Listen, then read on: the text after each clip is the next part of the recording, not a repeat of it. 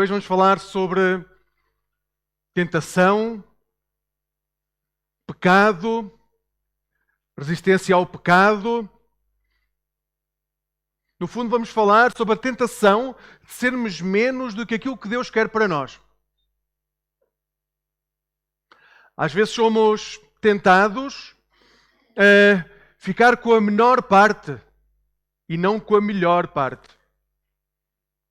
Somos tentados a achar que aquilo que mais brilha é aquilo que nos vai dar mais conforto. Há uma imagem muito boa sobre aquilo que Satanás quer fazer com a tua vida todos os dias.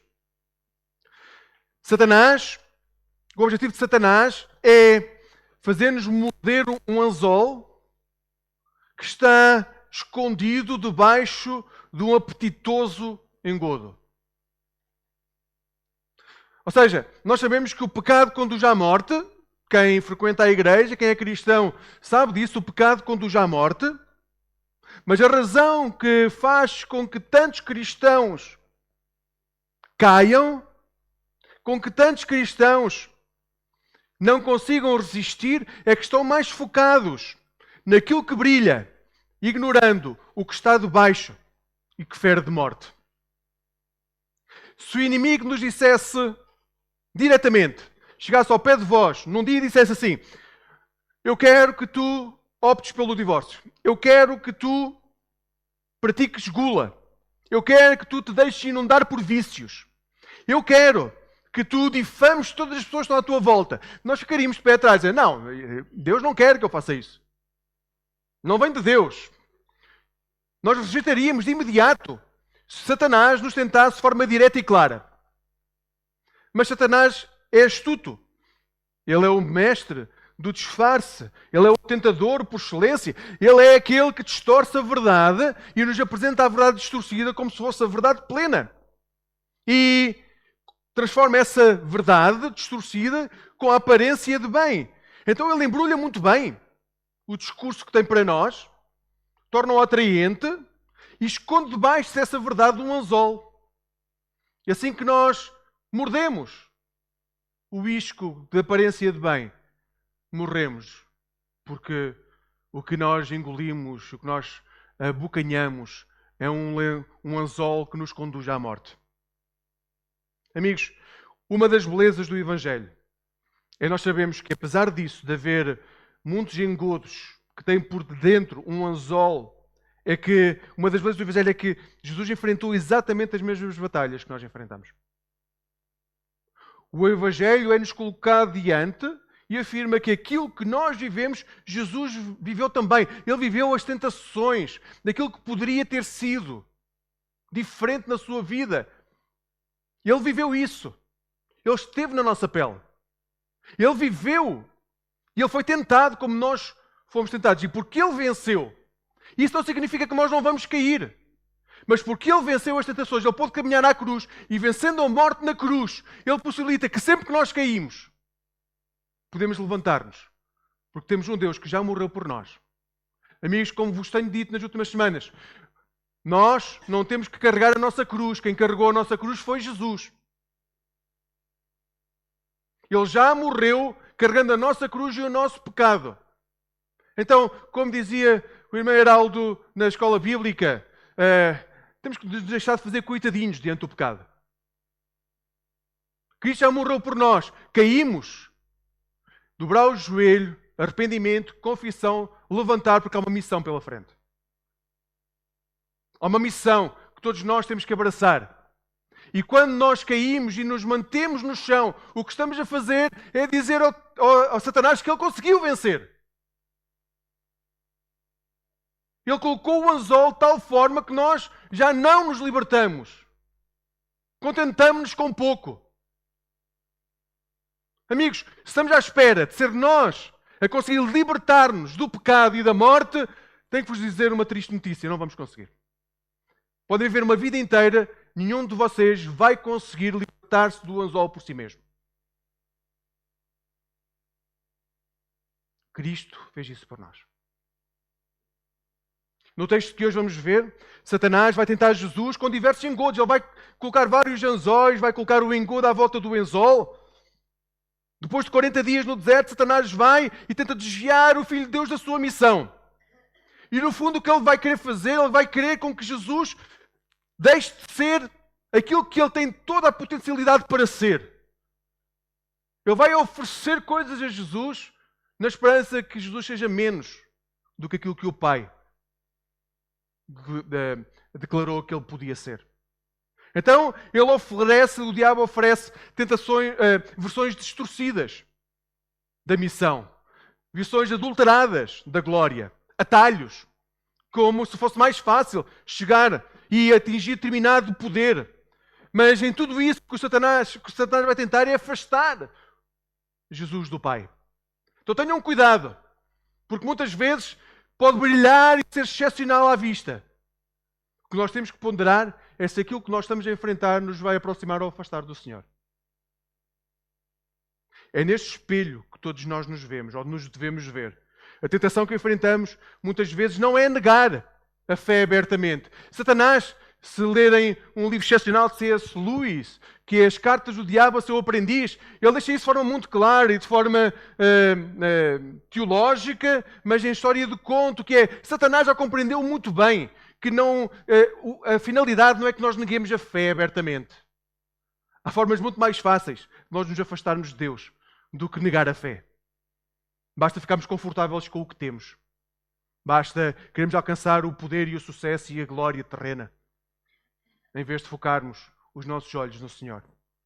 Então, se nós aceitamos versões menores de nós mesmos, ao longo do caminho nós vamos afastar-nos do Pai. Nós não podemos nunca querer ser menos do que aquilo que Deus declarou que nós somos. Então, hoje vamos ler Lucas 4, 1 a 13.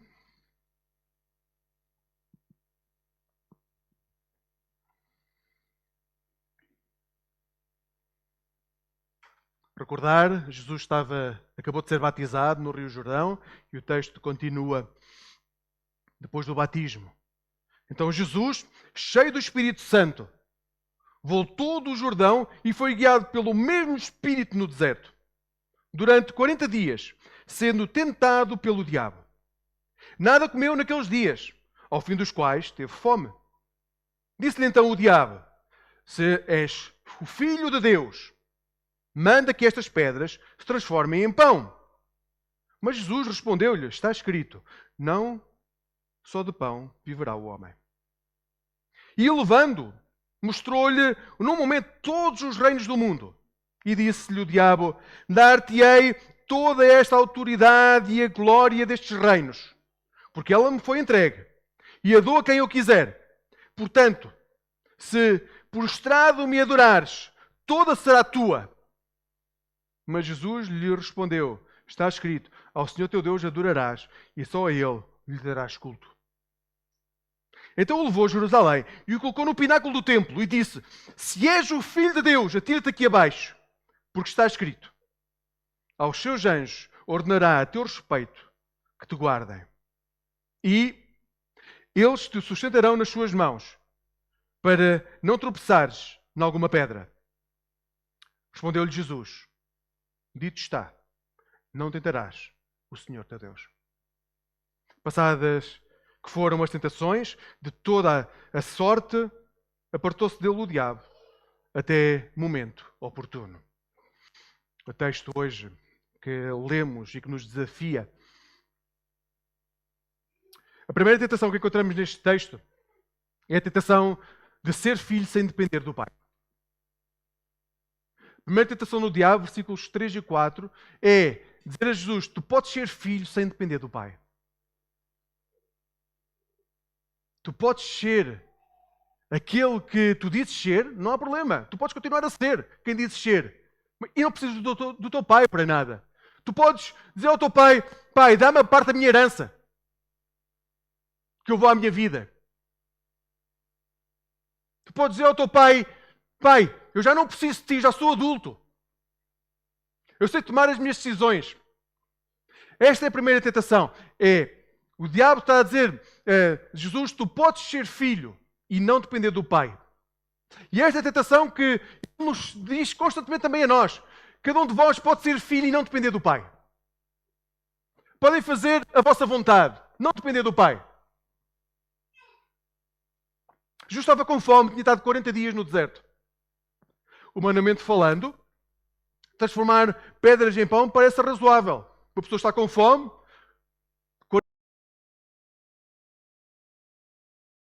daquilo que é a saúde mental, talvez até física. Transformar pedra em pão num lugar onde ninguém está a ver parece bom. Porque é que alguém há de morrer de fome se tem o poder de transformar algo imaterial que não prejudica ninguém em pão? Qual é o problema desta tentação? Por trás desta sugestão há um veneno que está a ser lançado em Jesus. Satanás começa por dizer: se tu és filho de Deus, se tu és filho de Deus, há um então. É importante recordar que no capítulo 3, quando o céu se abre, há uma declaração muito clara: tu és o meu filho amado em quem eu tenho prazer. A genealogia que se segue determina então que essa filiação, a filiação de Jesus, chega mesmo e diz: Jesus, filho de Deus. E Satanás começa com essa dúvida: tens a certeza que tu és filho de Deus? Está na altura de provares se és filho de Deus. É muito bonito o céu abrir-se, é muito bonito haver alguém que diga que tu chegas até lá, mas está na altura de provar se és filho de Deus. Se tu és filho de Deus, prova que és filho de Deus. Prova. Tens a certeza? Tens a certeza que és filho de Deus. Nas tuas lutas e provações, nas tuas dores, naquilo que já caíste, tens a certeza que és filho de Deus? Nos pecados que já cometeste, tens a certeza que és filho de Deus? Prova que és filho de Deus. Na forma como falas, na difamação que geras, na forma como não dás testemunho de quem é o Pai, tens a certeza que és filho de Deus? Prova que és filho de Deus. Prova. Na mágoa que já criaste às pessoas, tens a certeza que és filho de Deus. Nos pecados que já cometeste, tens a certeza que és filho de Deus. Prova que és filho de Deus agora. O objetivo da tentação não é matar a fome, é abalar a confiança. Porque aquilo em que acreditamos determina as escolhas que fazemos. Se nós vivemos como órfãos, se nós nos sentimos órfãos, nós vivemos em carência constante. Quem é órfão, quem se sente como órfão, abandonado, está sempre em carência nas relações que cria. Se julgamos que fomos abandonados, nós tentamos controlar tudo para não voltar a ser abandonados. Se suspeitamos que não somos cuidados pelo Pai, nós tomamos decisões movidas pelo medo e não pela fé. Não queremos voltar lá, não queremos voltar a não sentir que somos cuidados. Então o que nos move é o medo, não a fé. Aquilo que nós achamos de nós vai moldar a forma como agimos no dia a dia. Jesus é o Filho de Deus. O Filho que foi escolhido pelo Pai para estar entre nós. O Pai determinou que ele seria entre nós. E ser filho dispensa qualquer necessidade de demonstração de autoridade. A nossa natureza não depende daquilo que nós fazemos. Depende de quem é o nosso Pai. Satanás desafia Jesus a provar a sua filiação com um milagre que é desnecessário. Aliás, o milagre iria demonstrar que ele não depende do Pai. Que ele é autónomo. Que ele não tem relação de dependência de Deus. O que está em jogo nesta tentação é a dependência. O tentador sugere: se és filho de Deus, não esperes. Já és adulto. Toma as rédeas da tua vida. Faz à tua maneira. Resolve como achas que é melhor. Resolve. Não precisas confiar tanto em Deus. Confia mais em ti. Confia em ti, do trabalho que tens, confia em ti, nas relações que crias. Não dependas tanto de Deus. Tu sabes, és adulto, tu já tens todas as ferramentas. Vai em frente. Resolve. Esta é a velha mentira. Viver como filho, mas não depender do pai. Tomarmos decisões sem consultar o Senhor. Ser autossuficiente. Saciar a necessidade legítima com o atalho ilegítimo. Nós somos chamados a saciar a nossa necessidade legítima. Nós temos necessidades que são legítimas. O que nós não podemos é escolher atalhos ilegítimos. Muitas vezes somos levados a pensar o mesmo. A dúvida é quantas vezes, já nem digo na vossa vida, na última semana, quantos de vós pensaram, se Deus me ama, por que é que eu estou a passar por isto? Se Deus me ama, porquê este caminho, porquê esta dor, porquê esta dificuldade, porquê esta incapacidade que eu tenho? O problema é que quando a tentação se instala, nós tentamos resolver as coisas à nossa maneira, com as nossas mãos, e afastamos-nos da palavra, e afastamos-nos do Pai. Então Jesus responde com o texto bíblico, com Deuteronômio 8:3, está escrito. E esta é a razão para Jesus resistir à tentação. Está escrito, nem só de pão viverá o homem. O homem não viverá de pão. Não é isso que faz o homem viver plenamente. Olha, amigos, a fome era real. Quando a fome é real, Jesus era plenamente humano. Como nós vimos na cruz, ele podia ter morrido de fome. Morreu pregado numa cruz, podia ter morrido de fome. Ele era plenamente humano. Ele estava com fome. Ele podia ter morrido. A confiança no Senhor era maior. Ele prefere continuar a ter fome e ter comunhão com o Pai do que saciar a fome e afastar-se do Pai. E este é o caminho da verdadeira filiação. Nós não podemos fazer tudo simplesmente porque temos o poder de fazer tudo. Porque temos o conhecimento para fazer tudo. Nós somos chamados a fazer aquilo que na dependência do Pai o Senhor nos diz para fazermos. E vocês podem dizer, mas eu não sei certamente, plenamente se aquilo que devo fazer foi o Pai que disse. Então confrontem com a Bíblia. Leiam a palavra. Leiam a palavra. A Bíblia dir-te-ia, não podes fazer. Então porquê que achas que podes fazer se a Bíblia o nega?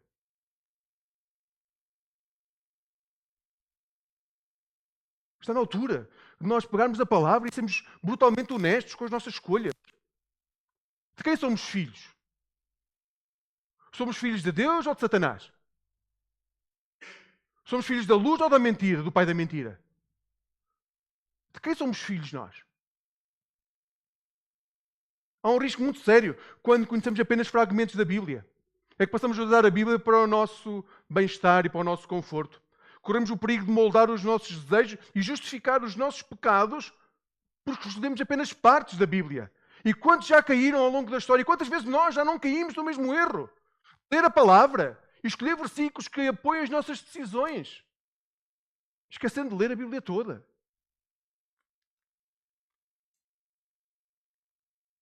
Quantas vezes nós já não usamos a palavra para justificar os nossos pecados?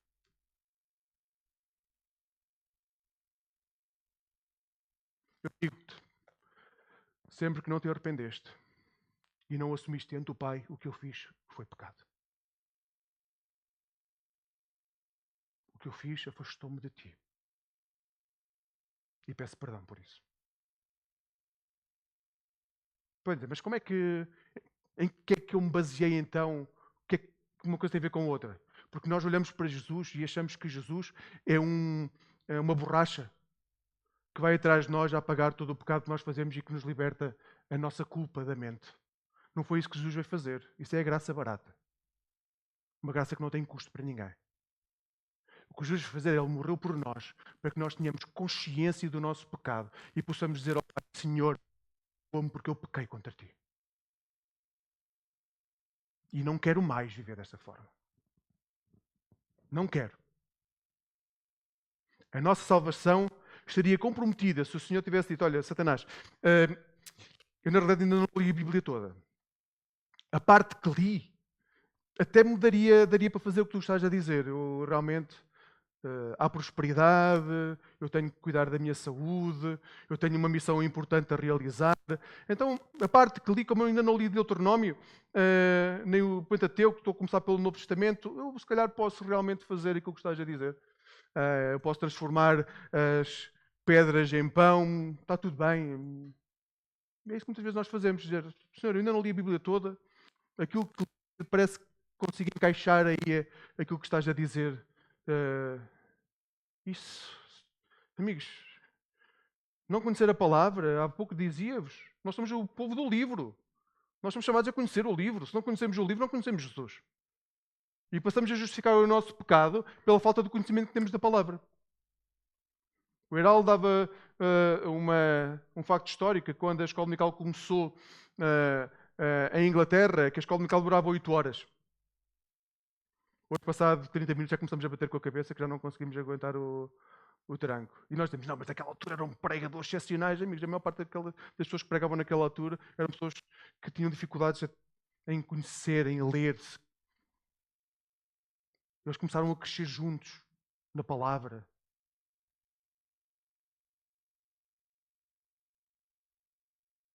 Somos chamados a conhecer a palavra para poder resistir à tentação e dizer, não, está escrito. Jesus estava preparado e nós também devemos estar. Amigos, nós devemos estar preparados com a leitura da palavra. Então eu não sei se lês a Bíblia todos os dias.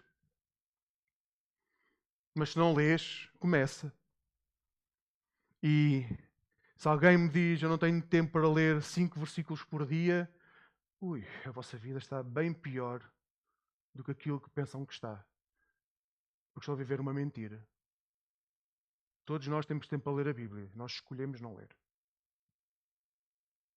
Nós escolhemos colocar à frente a leitura da Bíblia e outras coisas. E diria que se as nossas relações de amizades, familiares, até o nosso emprego, nos impedem de ler a Bíblia, o engodo de Satanás está a funcionar. Muito bem. O que está-nos a afastar de uma relação íntima com o Pai. Então, Jesus estava preparado e nós somos chamados a estar preparados também. Não basta dizer que somos filhos. Nós precisamos viver como filhos. Nós precisamos viver como filhos e isso significa viver na dependência do Pai. Ser filho sem depender do Pai é o início da queda. Se nós dizemos que somos filhos e não dependemos do Pai, nós já sabemos qual é que é a rampa que estamos a descer. Só não sabemos o tranco que vamos levar no final ainda, mas ele vai acontecer. Ser filho é viver em comunhão com o Pai e é isso que nos garante uma vitória completa e plena em Cristo Jesus. Segunda tentação, versículos 5 a 8. A segunda tentação é Satanás a dizer, olha, tu podes alcançar a glória sem a cruz. Tu podes alcançar a glória sem a cruz. A segunda tentação leva Jesus a um lugar elevado. Então, e nesse instante, Satanás mostra a Jesus todos os reinos da terra. Isto, para quem acredita que a terra é plana, era fantástico. Num ponto alto, mostra todos os reinos da terra. E diz, olha, aqui está. Tudo me foi dado. O que só por si já nos leva a uma questão teológica grave. Tudo foi dado a Satanás. Tudo está influenciado por Satanás. Nada é de Satanás. É tudo do Pai e para o Rei Jesus. É tudo para Jesus. Mas ele comanda, ele acha que comanda. Satanás acha que tem realmente poder sobre mentes que andam longe do Pai. E ele comanda e diz, olha, estás a ver tudo isto, todos os poderes da terra, e aí sim, todos os poderes da terra, eu posso dar-te. Queres ser rei? Eu facilito a vida. Tudo será teu. Autoridade, poder, uma condição. Só uma condição. Uma condição. Calma. Antes de eu te dar tudo, ajoelha-te. Ajoelha-te. E isto não é uma tentação subtil. Aqui o engodo já é muito claro. Ele está a ser muito direto. Queres tudo, eu dou-te tudo. Vieste para ser rei, eu faço com que sejas rei já hoje. Agora, não precisas de viver mais 3 anos a sofrer, a viver com aquelas pessoas que estão sempre a mudar de opinião, que são de natureza diferente. Nós entendemos, nós somos da mesma natureza. Nós somos seres que estão acima daquilo que é o ser humano. Então, evita isso tudo. Deixa para trás, é ralé. Tu e eu dou-te tudo, ajoelha-te. Ajoelha-te. No fundo, o que Satanás está a dizer a Jesus é: tu podes ter glória sem passar pela cruz. Tu podes ter poder sem sacrifício. Tu podes ter domínio sem. Irmãos, esta frase está assim, em determinado contexto de igreja, quase que só um amém. Essa é a tristeza da pregação do Evangelho. É poder achar que podemos ter glória, poder e domínio sem cruz, sacrifício e sem dor. O inimigo oferece a Jesus o atalho. Em vez do caminho da rejeição, da cruz, da morte, ele impõe o sucesso imediato. Tu vais conseguir. Inclina-te, dou-te tudo. É como se dissesse: olha, não está ninguém a ver. Não está aqui ninguém. Somos só nós os dois. Ninguém está a ver. Ninguém está a ver. Ninguém está a ver o que fazes no segredo do teu quarto. Ninguém está a ver o que fazes dentro da tua mente. Ninguém está a ver. É só entre nós os dois. Nem sequer temos que proclamar isto a ninguém. Nós tratamos disto os dois. Olha, basta que deixes de lado essa fidelidade tão rígida. Ele nem está aqui para ver. Ajoelha-te só. Pronto, olha, é só ajoelhar. E eu dou-te tudo. Eu dou-te tudo. Ele nunca vai saber. Quantas vezes nós não passamos pela mesma coisa a pensar: o Senhor não vai saber. É só mais uma vez. É só hoje. Depois eu peço perdão. Quantas vezes esta tentação não nos entra pela porta?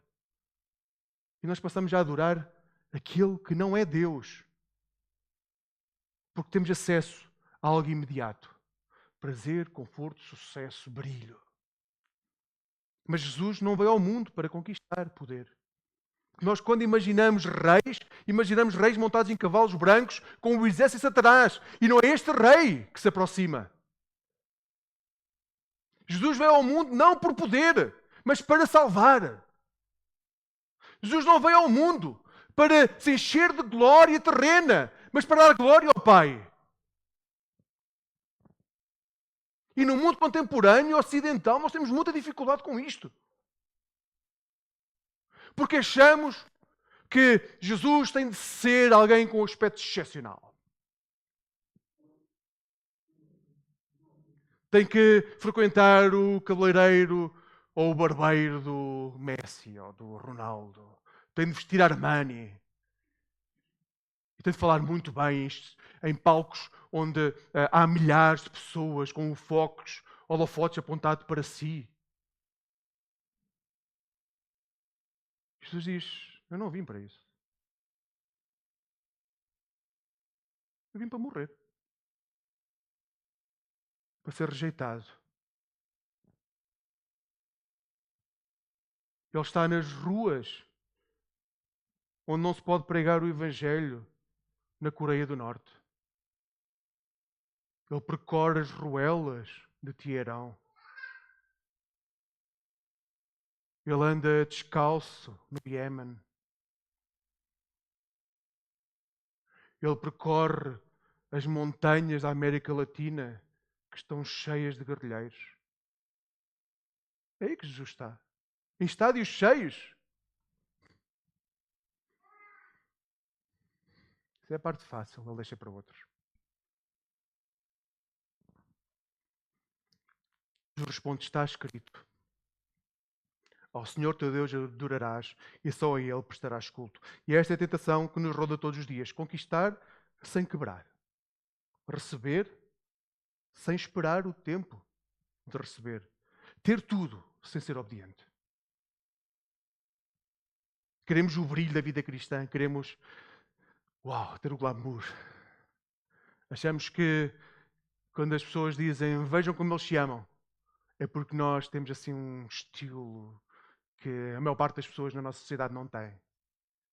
E não vemos que é exatamente o contrário. É sermos notados porque damos tudo. Nada é nosso. Nada é nosso. A casa está aberta, é de Deus, Ele protege. O carro está ao serviço, porque é servir o reino.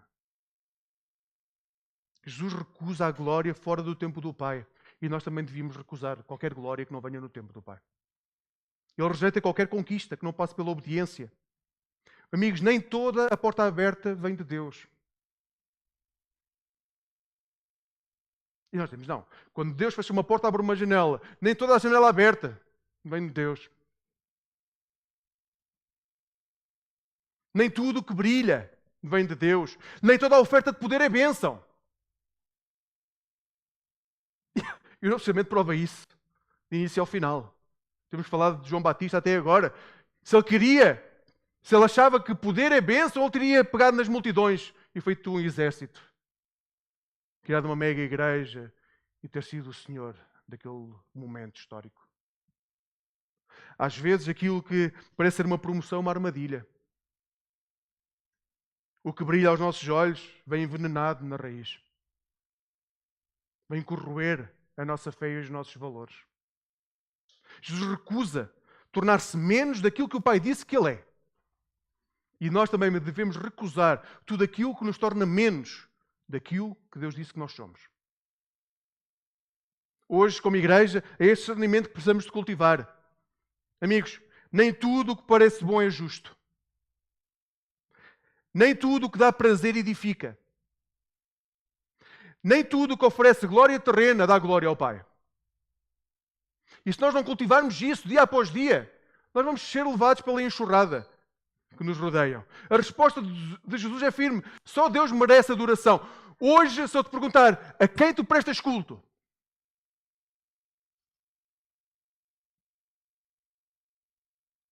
A quem prestam culto?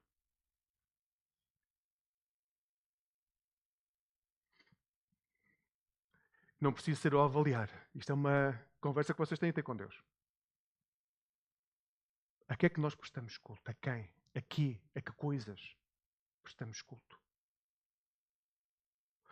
Um ídolo é tudo aquilo que ocupa o lugar de Deus no nosso coração. A quem é que nós prestamos culto? Pode ser a nossa família. A nossa família pode ser um ídolo. Se nós não conseguimos lidar com a nossa família da mesma forma como Deus lidou com Jesus e Jesus lidou connosco, em verdade e em amor, a nossa família pode ser um ídolo. A nossa casa, o nosso carro, aquilo que nós possuímos pode ser um ídolo. Se nós fazemos disso o foco da nossa vida. Qual é o foco da tua vida? Queres saber qual é que é o teu ídolo? Qual é o foco da tua vida? O que quer que digas que não seja o reino de Deus em primeiro lugar, é um ídolo na tua vida. O teu trabalho é preciso sustento? É. Vem em primeiro lugar na tua vida, colocas isso à frente de Deus, é um ídolo na tua vida. O teu prazer, aquilo que te dá prazer fazer, está à frente de Deus, nega aquilo que Deus diz que tu és, é um ídolo na tua vida. O nosso Deus não permite que haja outros ídolos. Por isso Jesus diz, adorarás o Senhor teu Deus, e só Ele prestarás culto. Vivemos numa sociedade onde a glória é rápida e é fácil e altamente valorizada. As redes sociais, o sucesso profissional, a necessidade de sermos vistos, valorizados, os likes que recebemos, tudo isso nos empurra para uma vida de aparência. Em vez de recordarmos a nossa identidade. Nós somos tentados a ser medidos pelo valor da forma como os outros nos veem. Pelo número de seguidores, pelo dinheiro que temos, pelas conquistas que acumulamos. Mas o reino de Deus é a vitória da cruz. Não é o trono, é a cruz. Não é a vitória do trono, do poder, é a vitória da cruz, da entrega e do sacrifício. O maior é o que serve, não o que se exibe. Amigos, a glória de Deus está reservada para os seus filhos e é maior do que qualquer ilusão que possas ter neste momento. Seja a saúde, seja o teu futuro profissional, a tua conta bancária.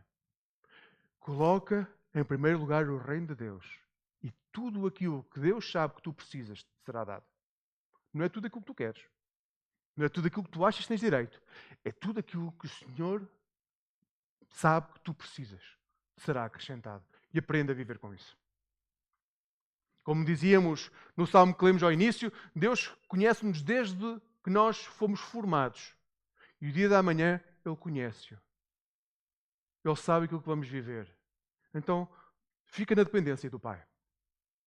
A terceira tentação é uma tentação que diz, olha, muito aquilo que o Oral estava a falar na escola bíblica. Sabes uma coisa? Tu podes ter fé e não ser obediente. Tu podes viver com esse sentimento, com uma fé que te inunda e que te faz ser especial, mas não precisas ser obediente. A tentação, Satanás leva Jesus ao monte, ao cimo mais alto do templo e diz, olha, vamos lá ver se nós nos entendemos. Tu estás a ser muito espiritual, estás a usar a palavra, eu também vou me tornar nessa pessoa espiritual, então agora vamos estar no mesmo patamar os dois. Então vamos lá pegar na Bíblia e vamos lá ler a Bíblia. Olha, lança-te aqui abaixo porque está escrito, aos seus anjos dará ordens ao teu respeito. Ou seja, Satanás pega na Bíblia e passa a fazer aquilo que nós fazemos às vezes muito bem, que é usamos a Bíblia para justificar os nossos desejos. E puxa o Salmo 91. Só que ele está a manipular Jesus, porque na realidade ele lança-lhe frases soltas, mas não lança contexto nenhum. É isso que acontece quando nós pegamos da Bíblia esse contexto. Nós lançamos frases soltas e achamos esta frase é muito bonita. Vamos lá lançar.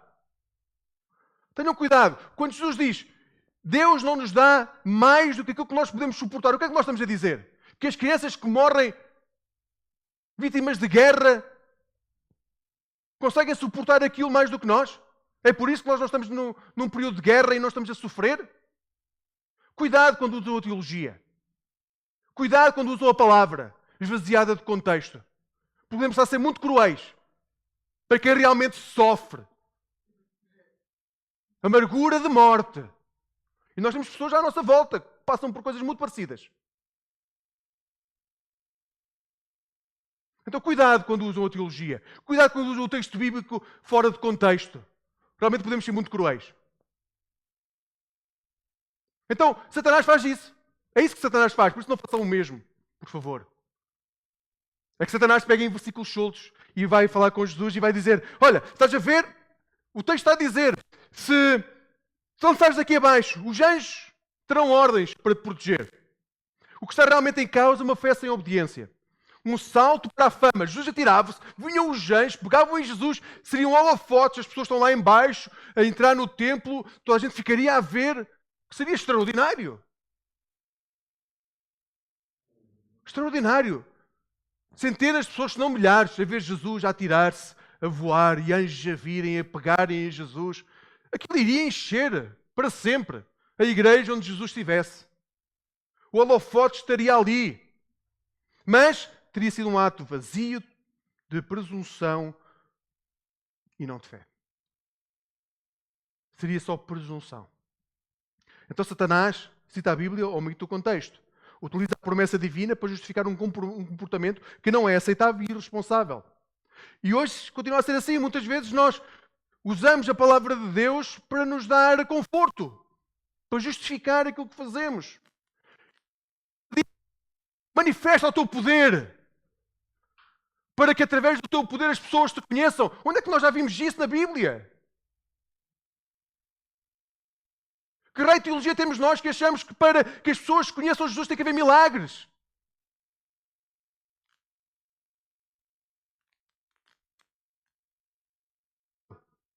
Ao longo de toda a história, a igreja do Senhor crescer. E Jesus só dizia assim, olha, em cada época eu vou escolher 5 ou 6 que fazem milagres extraordinários, vai ver lá câmaras de televisão, que vai ser filmado, vai ser propagado, então está garantida a assistência. O milagre não serve para que as pessoas possam ter fé. Qualquer pessoa que tem fé devido ao milagre, tem fé no milagre e não no sucesso do milagre. Porque no dia em que desaparece o milagre, desaparece a fé.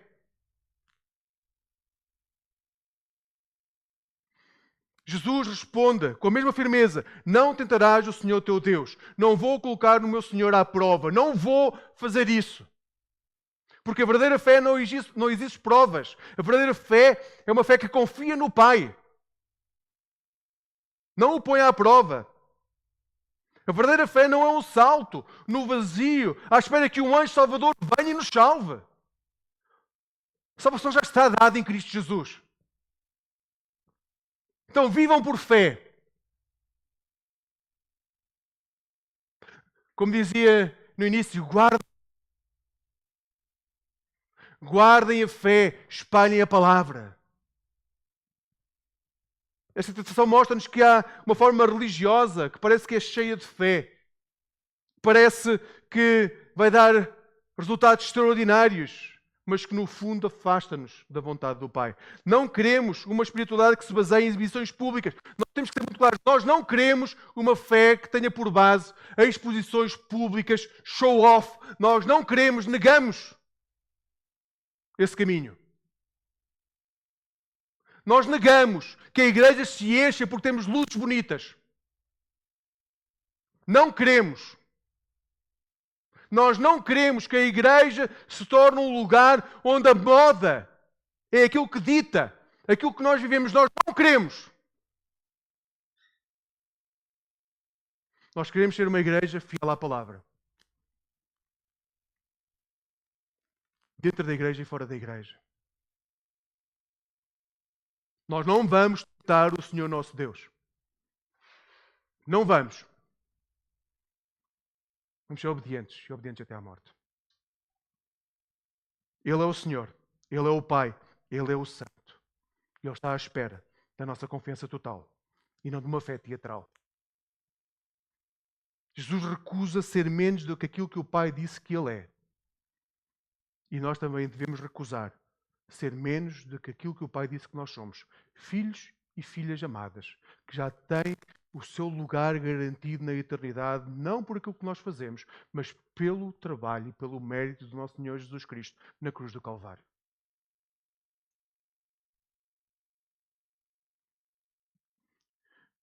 Amigos, Jesus venceu onde muitos caíram. Jesus venceu onde provavelmente tu caíste. E mais do que uma vez. Jesus venceu aí. E é isso que nos dá a garantia de sempre que nós caímos podermos levantar-nos. Porque não é sobre nós, é sobre Jesus. Sempre que nós caímos e nos levantamos, nós damos testemunho do Deus que nos levanta, não damos testemunho de nós. Sempre que nós damos um não ao diabo, nós estamos a dar um sim à liberdade que Deus nos dá. Sempre que nós resistimos e nos mantemos firmes na palavra, nós estamos a dar um passo mais no propósito que o Senhor tem para nós, de darmos testemunho de quem Jesus é. Então está na altura. A nossa liberdade não vem de nós dizermos sim, mas nós dizermos não àquilo que o Senhor não quer. Aí somos verdadeiramente livres. E podemos ser como João Batista, poder falar contra o poder político, contra o poder religioso, contra aqueles que estão à nossa volta, porque nada nos prende a não ser o testemunho do Senhor.